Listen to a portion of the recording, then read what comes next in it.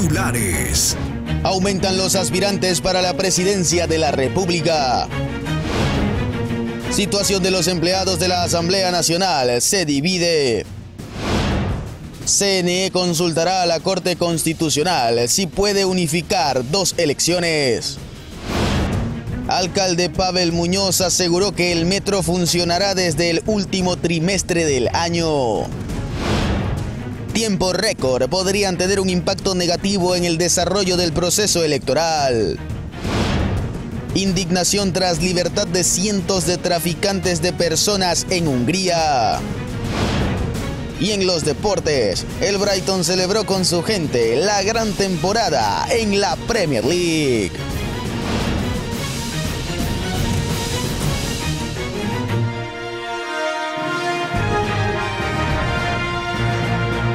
Esto es Noticias Oromar, de las 9 de la noche, con la conducción de Juan Pablo Trampos. Bienvenidos, amigos televidentes, a la emisión estelar de Noticias Oromar. Y no para la ola de asesinatos en el país. Y es que pese a que Manabí recibió refuerzos de uniformados, en las últimas horas se han registrado crímenes tanto en Manta como Portoviejo. Más adelante les tendremos los detalles. De inmediato, las noticias del día.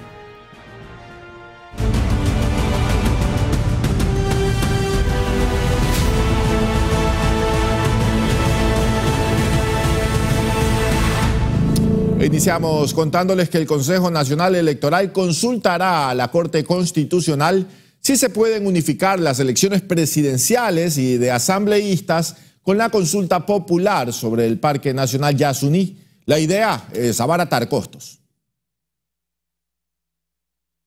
Tras una sesión del Pleno, el Consejo Nacional Electoral resolvió solicitar a la Corte Constitucional que permita llevar a cabo las elecciones presidenciales y de asambleístas con la consulta popular sobre el Parque Nacional Yasuní en una misma fecha, es decir, el 20 de agosto de 2023. Hasta ahora, el órgano electoral había contemplado el domingo 23 de julio para efectuar la consulta popular y un mes después las votaciones por el jefe de Estado. Nosotros queremos hacer una sola convocatoria. Ese es el objetivo, por eso fue ahora a primera hora que el Pleno se reunió a las 8 de la mañana para encargarle a la señora presidenta que haga inmediatamente las gestiones, los acercamientos ante la Corte Constitucional para pedirle este tema de que la consulta de Yasuní se realice en el mismo proceso. El CNE sostiene que no se cumplirían los tiempos establecidos para realizar ambas votaciones y considera que unir los dos plebiscitos significaría un ahorro de $40 millones para el Estado. Indudablemente que tiene que ser un valor menor. Recordemos que en el proceso normal tenemos un año para preparar el proceso electoral. Tenemos un año, por lo tanto, se necesita contratar personal. En esta ocasión, el número de personas que se contratará será menor. No se contratará las brigadas de cambios de domicilio. La campaña va a ser mucho menor. Por lo tanto, incluso el valor para promoción electoral será menor. Se prevé que la CC emita un pronunciamiento de inmediato, ya que de acuerdo al calendario electoral, el Consejo Nacional Electoral debe convocar elecciones presidenciales y de asambleístas hasta el miércoles 24 de mayo. A este cronograma podría sumarse la posible segunda vuelta electoral, que debería tener lugar en octubre de este año. Tenemos ya hecho el calendario, presupuesto, pero queremos saber este tema para ya definitivamente. Según las fechas establecidas en la ley, el nuevo presidente de la República y los nuevos asambleístas deberían posesionarse antes de 2024. En Quito, Juan Correa Rodríguez, Noticias Oromar. Y con relación a este tema, es la primera vez que el CNE tendrá que organizar en un tiempo récord los comicios para las elecciones del mes de agosto, hecho que, a criterio de un expresidente del Tribunal Supremo Electoral, podría tener un impacto negativo en el desarrollo del proceso. Se trata de un proceso electoral atípico y en tiempo récord debido a que la muerte cruzada decretada por el presidente Guillermo Lasso obliga al organismo electoral a acortar los plazos. Pero esta simplificación podría tener consecuencias en la calidad del desarrollo de la jornada electoral. Este proceso de elecciones anticipadas, con los plazos que ya se oyen, se escuchan, va a tornarse en una carrera de caballos parada de burros. Y va a haber una conflictividad inmensa respecto a la participación y a la representación.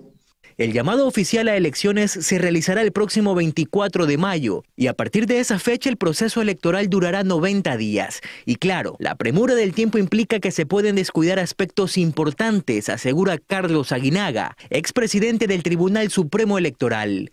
La promoción electoral va a tener una incidencia gravitante.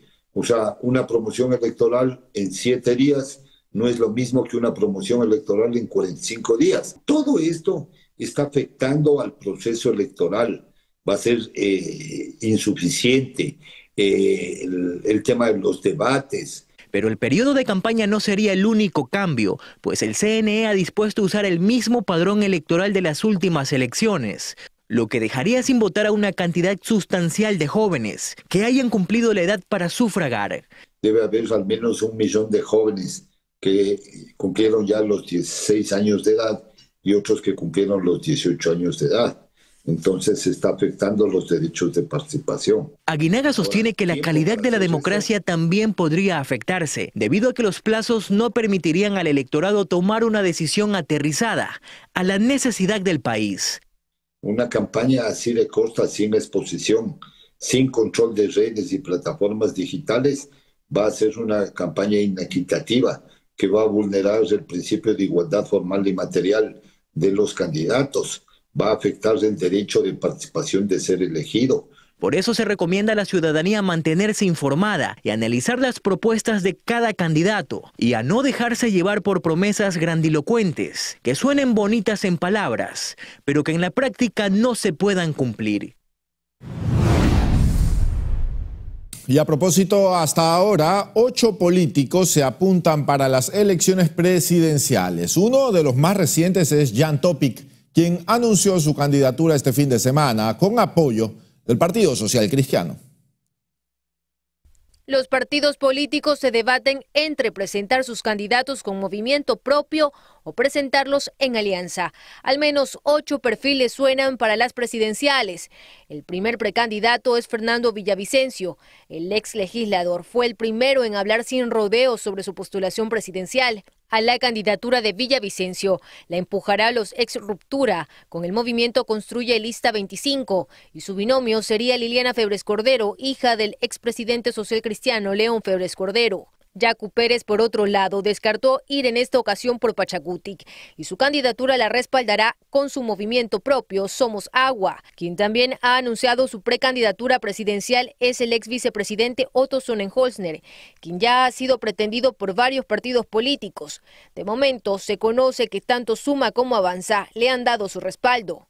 Por el lado de la ID se menciona a Dalton Basigalupo, ex legislador por Cotopaxi. Él declina su candidatura y espera que en los próximos días se pueda tener un candidato que pueda ser de coalición. Porque el día jueves se va a reunir el Consejo Ejecutivo Nacional de Izquierda Democrática para resolver estos temas. Entonces seguramente vamos a llevar ya pues alguna posición para que sea aprobado oficialmente por el partido. El empresario Jan Topic también ha revelado su aspiración presidencial.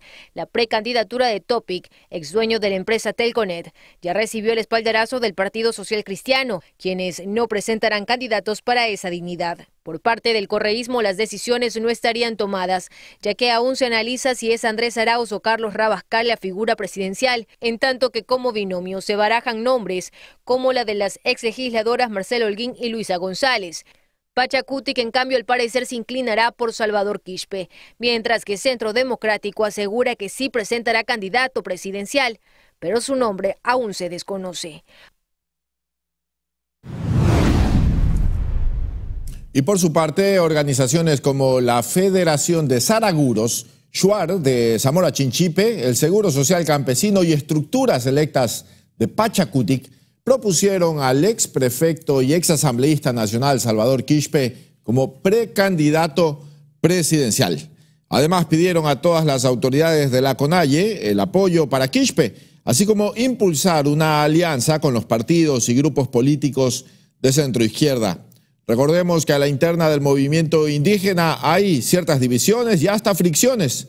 Otros grupos, por su parte, apoyan la posible postulación de Leonidas Issa. Necesitamos juntarnos con todos los sectores sociales del país. Necesitamos estar unidos con todos los sectores productivos. Vamos a organizar una gran minga nacional para darle al Ecuador un futuro digno. Hoy nace esta propuesta de la dignidad desde Zamora Chinchipe para todo el Ecuador. Estamos convocados, todas y todos los ecuatorianos, para esa propuesta.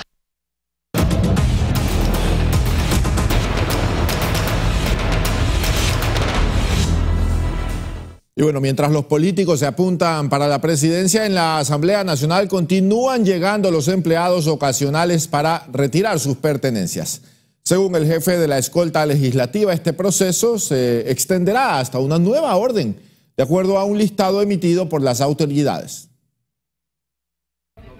La situación de los empleados de la Asamblea Nacional se divide tras la aplicación de la muerte cruzada. El edificio ya no está militarizado y el contingente de policías se redujo, pero no se permite el ingreso sin credencial y cédula. Los funcionarios de carrera retomaron sus actividades normales en el Palacio Legislativo, mientras que cerca de 1.100 trabajadores por contrato siguen llegando para retirar sus pertenencias. Los trabajadores ocasionales pueden ingresar de manera paulatina. La escolta legislativa permite el acceso según un cronograma establecido con la administración. Carlos Burbano, jefe de la escolta legislativa, explicó que ya han ingresado varios trabajadores. La idea es que se realice por áreas para que no existan aglomeraciones. ¿Cuál es el procedimiento? Al entrar, le revisan, al salir igualmente, qué es lo que pueden sacar, qué es lo que no se permite. Bueno, en sí lo que se está verificando es el tema de equipos tecnológicos que estén ingresando, se los hace un registro, se está haciendo 2 columnas para el mismo, uno de damas, uno de caballeros. Si es que no está dentro del tema de bienes que sean de la Asamblea, no se los puede sacar mientras no exista un acta correspondiente por parte de las personas delegadas de bienes y un acompañamiento policial de escolta legislativa.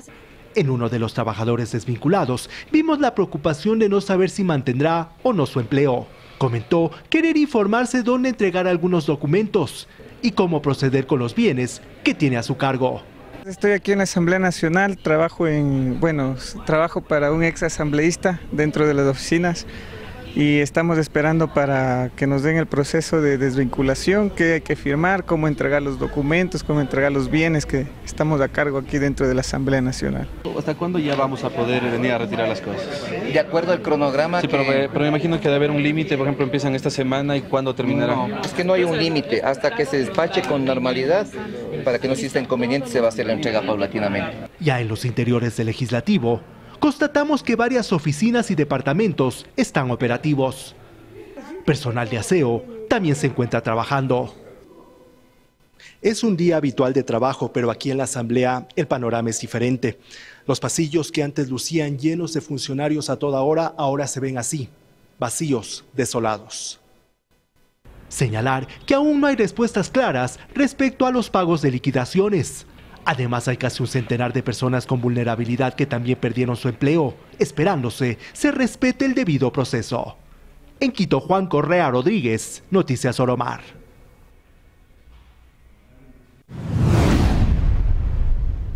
Pero mientras los ex trabajadores de la Asamblea viven esta incertidumbre, 2 ex legisladores del oficialismo, Juan Fernando Flores y Lourdes Cuesta, ya fueron designados como funcionarios del gobierno.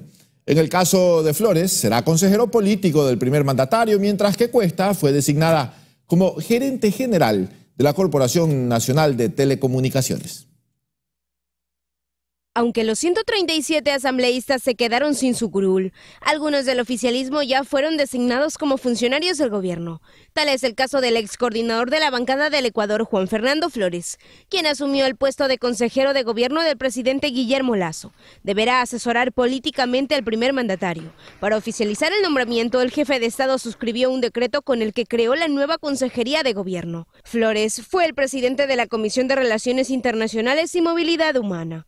Mientras que otro de los cargos que se anunció es el de la ex legisladora Lourdes Cuesta, también de la bancada del oficialismo. Fue designada como gerente general de la Corporación Nacional de Telecomunicaciones, quien reemplazará a Ralph Suástegui, que ahora pasó a ser el director del Servicio Nacional de Aduana del Ecuador.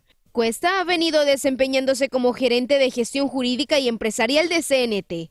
De momento, estas son las nuevas designaciones de dos funcionarios que son afines al gobierno y que se quedaron sin un puesto tras la muerte cruzada. Anaí Vélez, Noticias Oromar.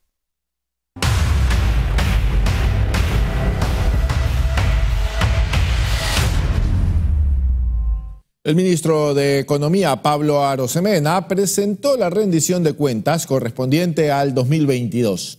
Según el funcionario, hay algunos logros para el país en materia económica, como el pago de deudas, relaciones bilaterales internacionales, entre otros. En la Escuela Superior Politécnica se llevó a cabo la rendición de cuentas del Ministerio de Economía y Finanzas. En 2022, Ecuador alcanzó un ordenamiento macroeconómico, reactivación microeconómica, orden fiscal, alivio social y fortalecimiento de las relaciones con la comunidad internacional. El ministro de Economía y Finanzas, Pablo Arosemena, indicó que el déficit fiscal se redujo gracias a la renegociación de la deuda con China y el canje de deuda por conservación. Otra cifra que bajó fue el porcentaje de endeudamiento. El hueco de las finanzas públicas en el 2020 fue de 7,7 puntos del Producto Interno Bruto, casi 8.000 millones de dólares. Hemos reducido al año pasado a 1,7 y para este año a menos 1,5. El nivel de deuda, la deuda pública total en relación al PIB era 61% hace 2 años. Este año cerraremos en el 55%. Bajo un cronograma de pagos, se logró pagar deudas de los GATS priorizando a las juntas parroquiales y municipios más pequeños, deudas que se venían arrastrando por más de 7 años. Asimismo, las deudas con la seguridad social también se le sumaban a esta cartera de Estado. Otra vía para que el gobierno libre recursos fue la focalización de subsidios al sector camaronero. De julio del año pasado a julio de este año, como 15 millones de dólares promedio mensual. Alrededor de 400 millones de dólares a la seguridad social de devoluciones de IVA del año 2011 en adelante. El año pasado destinamos 140 millones de dólares a incentivos jubilares. Hemos pagado incentivos jubilares de gente que se jubiló hace 14 años. El sector industrial camaronero tiene ventas por 7.500 millones de dólares. Sin embargo, recibió un subsidio de 200 millones de dólares. Nos parece que eso no es lo más lógico. Lo lógico es que el subsidio sea para la gente que no tiene qué comer, para el que no tiene cómo sobrevivir, no para el sector más pudiente del Ecuador. Entonces lo que hicimos fue una reasignación. En vez de subsidiar a los ricos, vamos a subsidiar a los más pobres de los pobres. Ahora, sí dejamos el subsidio hasta 30 hectáreas.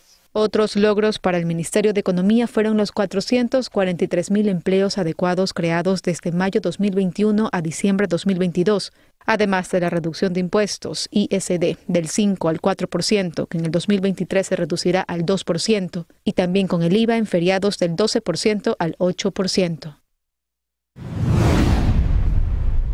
Y el alcalde Pavel Muñoz aseguró que el Metro de Quito funcionará desde el último trimestre del año, aunque el sistema de cobro tomará un poco más. En esta línea, el cronograma definitivo se anunciará el próximo lunes 29 de mayo. Es evidente que la operación del Metro de Quito ha sido una total desorganización. Y a eso sumémosle los constantes retrasos sobre la fecha en la que finalmente funcionará al 100%. Frente a esto, el alcalde de Quito, Pavel Muñoz, indicó que entre las descoordinaciones estuvo que las autoridades anteriores hicieron contratos diferentes para las compras, la administración y el manejo. Distintos para construir el tren, para comprar los trenes, para administrar la operación ya del metro, para tener el sistema de recaudo y para mantener el metro. Sí se dan cuenta, ¿no es cierto? en vez de ir a un sitio y comprar todo de golpe, lo que hicieron es ir comprando por partes. Además, indicó que las autoridades del metro aceptaron que tuvieron errores. O sea, ponerse a funcionar con cobro antes de que estén listos. El propio gerente actual lo reconocía y todos movían la cabeza diciendo hubo más bien presiones políticas para poner a funcionar el metro de Quito cuando no estaba listo para poder cobrar.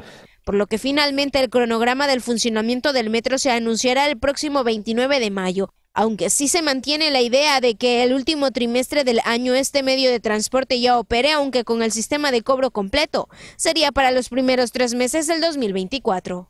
Anaí Vélez, Noticias Oromar. 21 horas con 21 minutos, nos vamos a nuestra primera pausa comercial, amigos televidentes. Pero antes queremos recordarles que para estar bien informados, busque nuestra página web www.oromartv.com y ahí podrá reprisar todas las emisiones de Noticias Oromar. Nos separamos por unos instantes, ya volvemos con más noticias.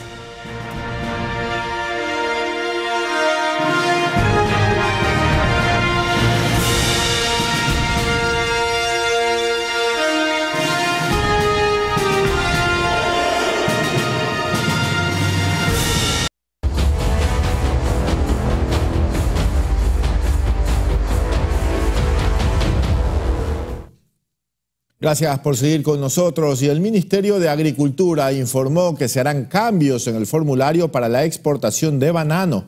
La modificación incluye que la fruta solo salga del país bajo contratos y con el precio mínimo de sustentación.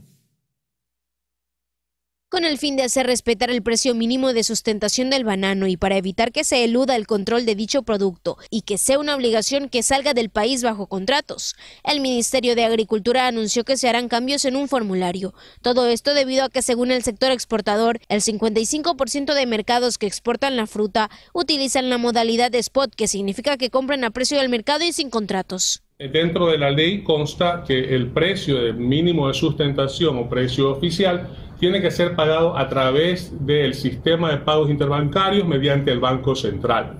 El Banco Central es el que nos proporciona la información cuando actuamos de oficio, porque nosotros no estamos sentados a que nos llegue una demanda.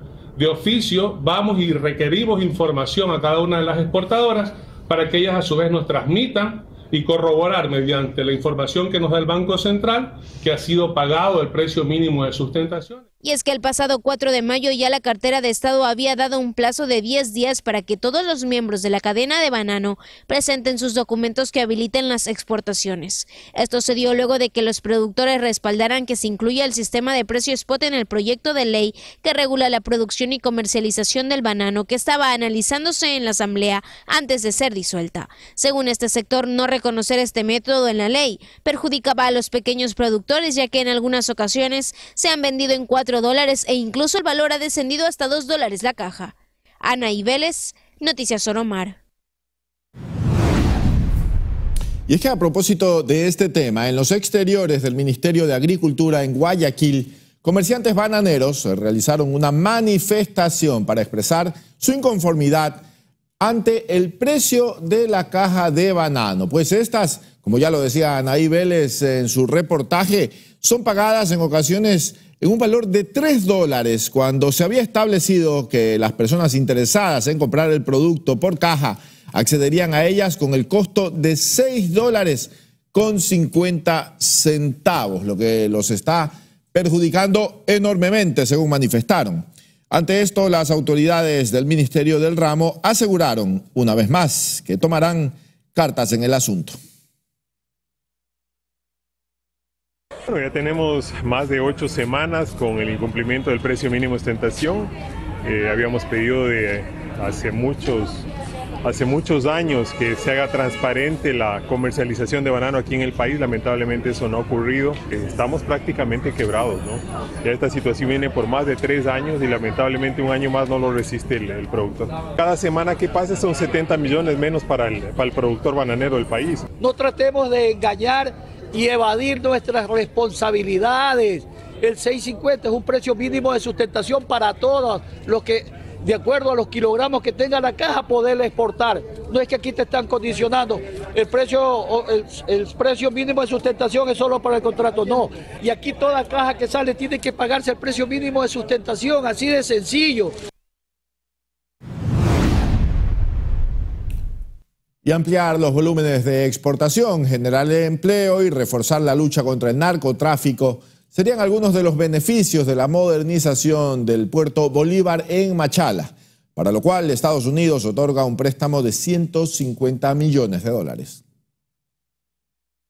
El préstamo de $150 millones para modernizar el puerto Bolívar, ubicado en una parroquia del mismo nombre de la provincia de El Oro, fue anunciado oficialmente el pasado 5 de mayo y es subvencionado por la Corporación Financiera de Desarrollo Internacional de Estados Unidos. Esta inversión, a la cual se refirió recientemente el presidente Joe Biden durante la cumbre 49 del Grupo de los 7 en Hiroshima, Japón, tiene como objetivo convertir al puerto Bolívar en la mayor terminal de contenedores marítimos de América Latina. Esto implica la expansión y modernización del puerto, con una infraestructura de mayor calidad y alta tecnología, generando crecimiento en la economía y reforzando mercados libres. Con esta inversión, se espera ampliar los volúmenes de exportación del puerto a más de 500.000 contenedores por año, pues está ubicado cerca de las zonas dedicadas a la agricultura. Otro de los objetivos es reforzar la lucha contra el narcotráfico y el contrabando. Asimismo, la Embajada de Estados Unidos en Ecuador prevé que se abran hasta 1.250 puestos de trabajo directos e indirectos. Tania Loor, Noticias Oromar.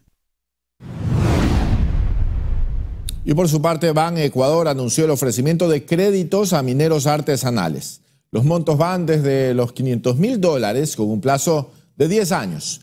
Cabe indicar que el recurso que se les asignará dependerá de sus ventas. Mineros artesanales podrán acceder a créditos desde 5.000 hasta 500.000 de Ban Ecuador por un plazo de 10 años. Esta iniciativa es producto del convenio con el Banco Central, el Ministerio de Ambiente y el Ministerio de Energía, además de otros programas internacionales. De acuerdo a la información proporcionada por Ban Ecuador, hay 2 líneas de crédito. Uno para personas o empresas cuyas ventas sean mayores a 100.000 por año fiscal y el otro crédito empresarial para personas cuyas ventas anuales sean superior a 1 millón e inferiores a 5 millones. Además, las formas de pago podrán ser mensuales, trimestrales o como el beneficiado crea conveniente siempre y cuando no se pase de la fecha de vencimiento del crédito. Según la entidad bancaria, con esto se busca fortalecer el apoyo al sector productivo minero. Ana Vélez, Noticias Oromar. Y desde el 21 de mayo, los aspirantes a un cupo en la educación superior podían postular a 3 carreras. Sin embargo, se reportan inconvenientes en la página web de la CENESID. En algunos casos no podían postular a más de una institución y en otros salía que la página web no estaba disponible temporalmente. Pese a lo expuesto, las autoridades pertinentes no se han pronunciado. Aunque recordemos, no es la primera vez que hay problemas con la página de la Secretaría, según han denunciado en cada proceso los postulantes.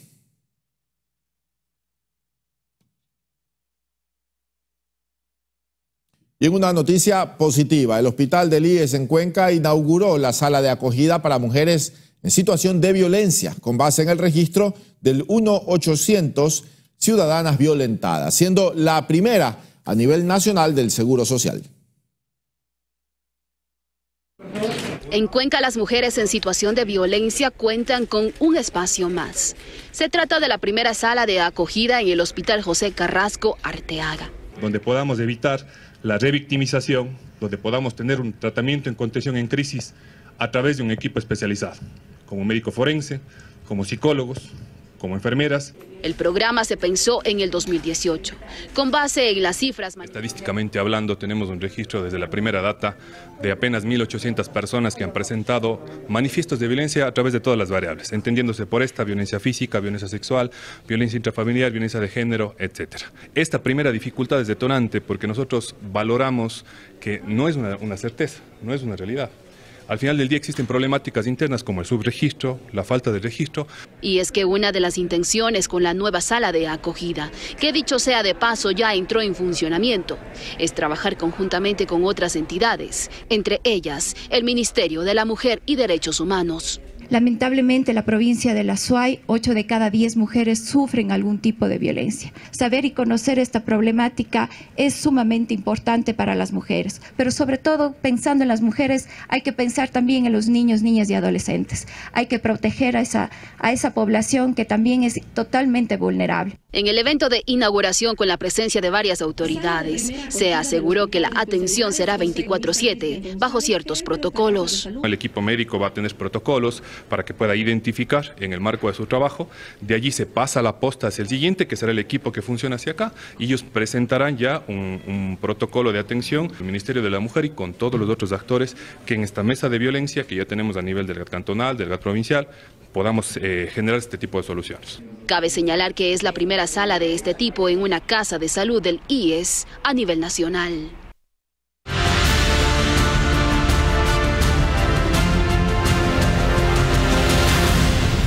Autoridades provinciales y cantonales de La Suay dieron a conocer el plan de contingencia de seguridad que se efectuará durante el feriado que inicia este jueves 25 hasta el domingo 28 de mayo para mejorar los niveles de respuesta ante posibles emergencias.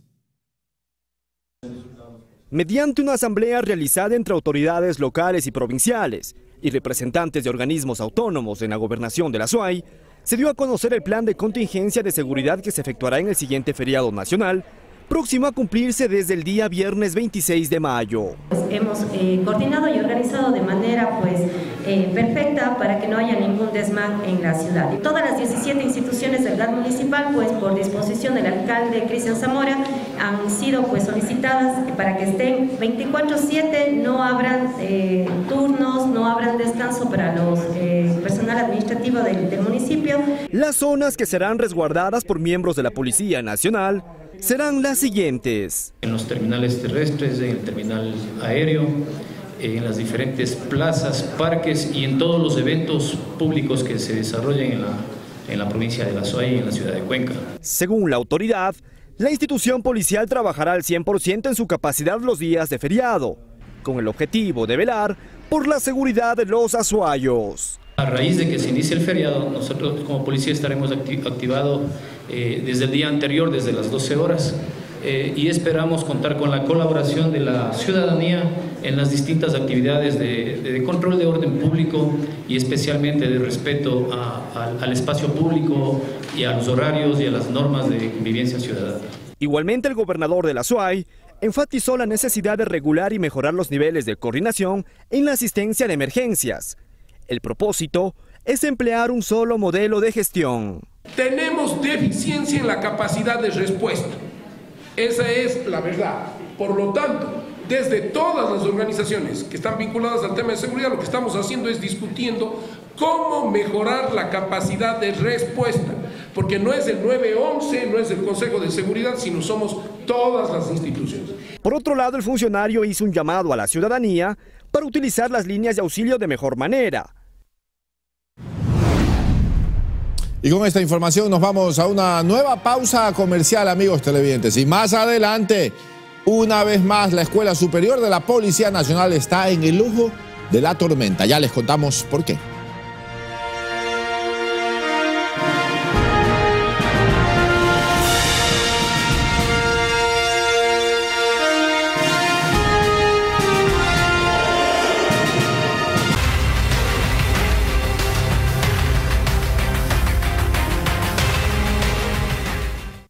Un nuevo caso de sicariato se registró en la capital manabita, específicamente en la calle 12 de marzo, cerca del hospital.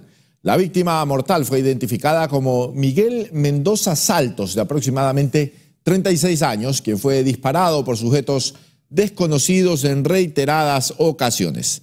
Hasta la escena del crimen llegaron miembros de la Policía Nacional para realizar el levantamiento del cadáver y empezar con las investigaciones. Casi al mismo tiempo se registró también otro hecho violento en Manabí, pero esta vez ocurrió en la ciudad de Manta, cerca del sector La Pradera, donde un hombre fue encontrado sin vida en un terreno baldío. Aparentemente habría sido atacado con un arma blanca. El cuerpo fue trasladado hasta el centro forense para la respectiva autopsia de ley.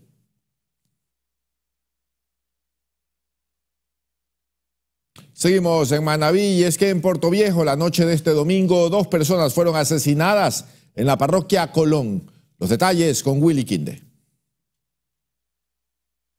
Una fiesta terminó en tragedia cuando varios hombres llegaron a disparar a los asistentes.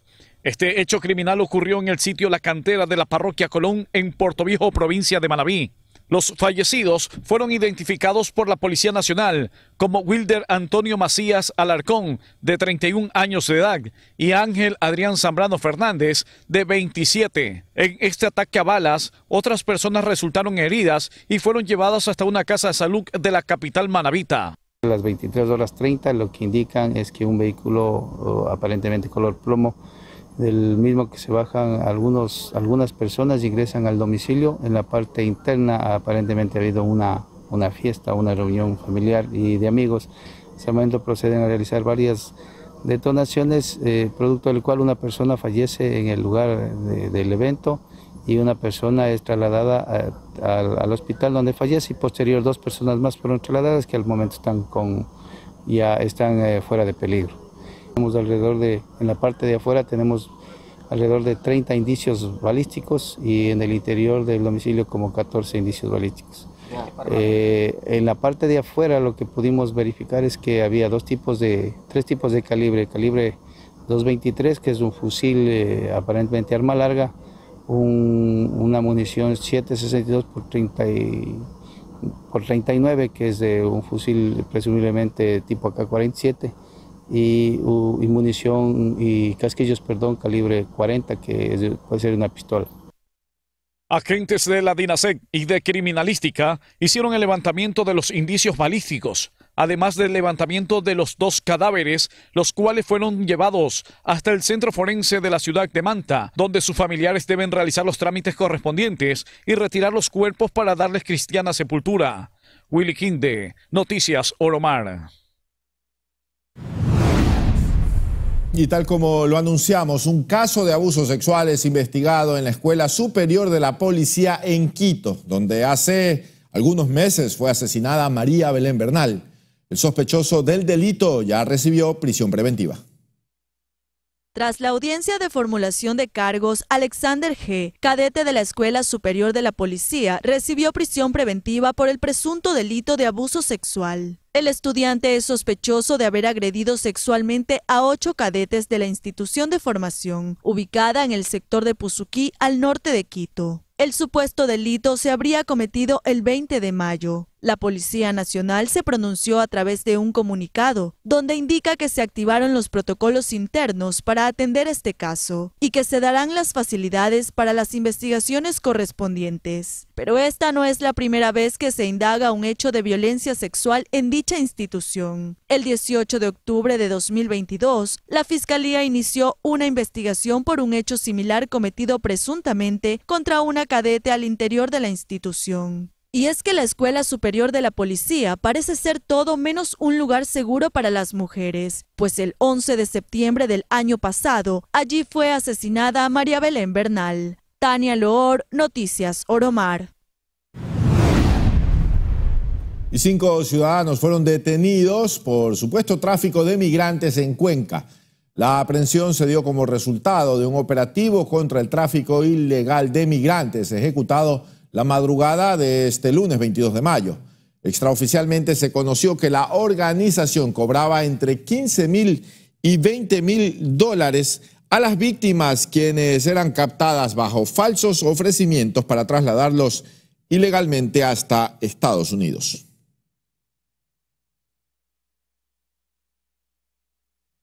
Y ahora revisamos los hechos delictivos registrados en diversos puntos de Guayaquil y que han sido captados por cámaras de seguridad.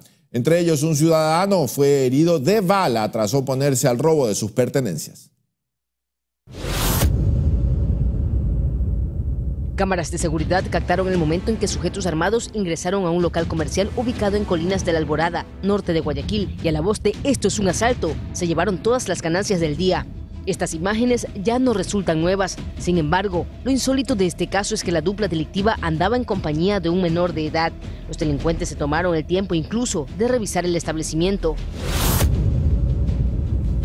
Un asalto con disparos fue lo que se registró en horas de la noche en la Kennedy Nueva, calle Séptima Norte de la urbe porteña. 3 individuos no identificados y armados bajaron de un vehículo plomo y mediante amenazas despojaron de sus pertenencias a los ocupantes de un automotor rojo. Las víctimas no opusieron resistencia, pues los osados delincuentes amenazaban con disparar. Producto del accionar, una persona resultó herida. Moradores aseguran que los protagonistas de este ilícito andan en constante gira delictiva por el sector. Culminamos en el sector Los Vergeles, y es que antisociales, sin siquiera importar la luz del día, interceptaron a una pareja que circulaba a bordo de una motocicleta para despojarla de sus pertenencias. Los sospechosos, que se transportaban en un auto color azul y sin placas, necesitaron menos de 20 segundos para concretar la fechoría y retirarse sin dejar rastro. María José Pino Argote, Noticias Oromar.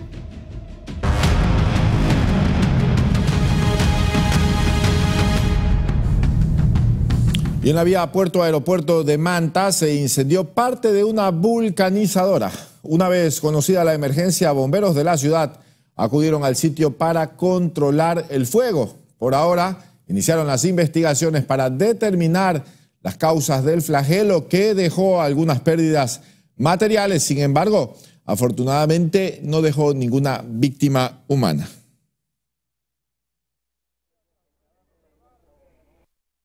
Aproximadamente unas 200 llantas se prendieron y fue lo que vinimos a controlar.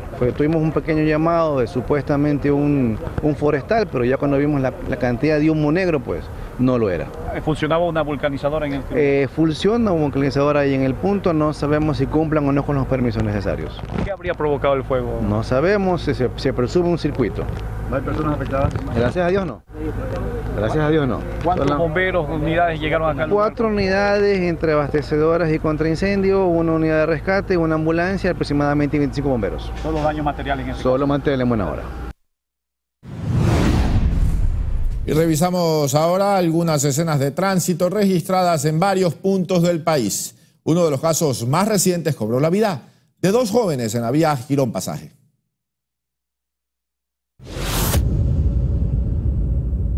La madrugada de este 22 de mayo se reportó un nuevo siniestro de tránsito en el puente de la Unidad Nacional, que une Guayaquil con otros cantones del Guayas.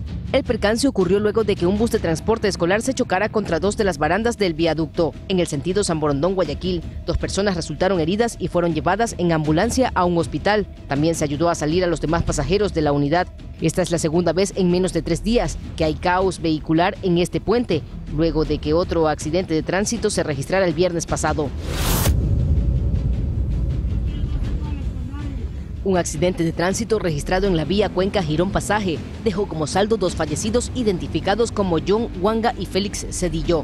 El siniestro de tránsito ocurrió aproximadamente a las 19 horas de este último domingo en el sector Las Palmas y se presume que la camioneta en la que se movilizaban las víctimas habría impactado contra un poste de alumbrado público.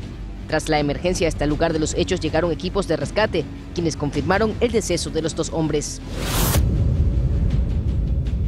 Un motociclista protagonizó un fuerte siniestro de tránsito en el sector El Junco de la provincia de Manabí. El percance vial quedó captado en cámaras de seguridad de una vivienda.